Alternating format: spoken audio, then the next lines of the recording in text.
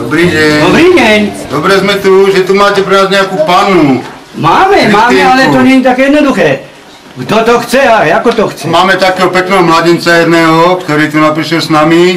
Áno. A že ju pozná, tak sme sa prišli na to pýtať. To sa ešte uvidí, Dobre, ale keď myslím, že sa dohodneme, tak poďte ďalej. Poďte ďalej. Ďakujeme pekne. Poďte ďalej. Ďakujeme. Ale máme tu devčinu a nie mačku vo vreci. Toto napadá. Koho?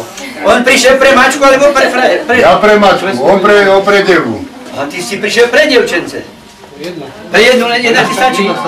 Dobre, tak ja neviem na začiatku. Mne sa to zdalo niekedy, že by potreboval aj zo dve. No, tak takto, aby sme sa dohodli. Prišli sme, pustili sme vás a teraz by som vás vedieť, čo nám za ňu dáte. Lásku mladého pána, vernosť a dlhé žitie.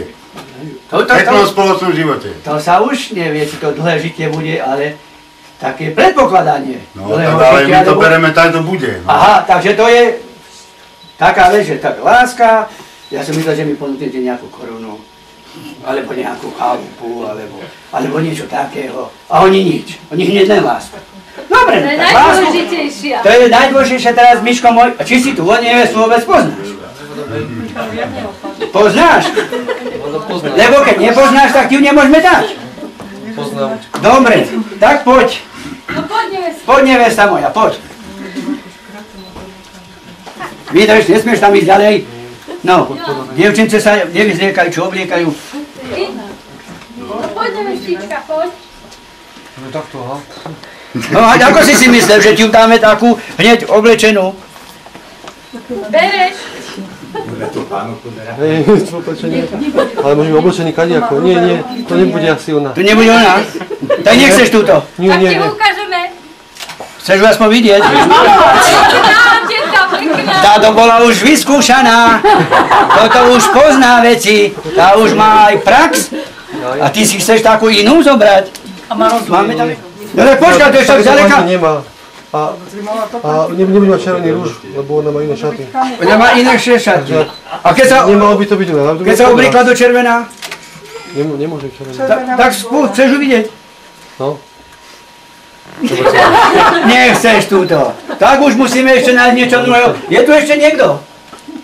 Ešte tu máme jedno dievčatko. Ešte jedna. Ešte tam je jedna. Jedna, hej. Neviem, možno, že aj zodve ešte, no ale človek nikdy aj nevie, rozumieš?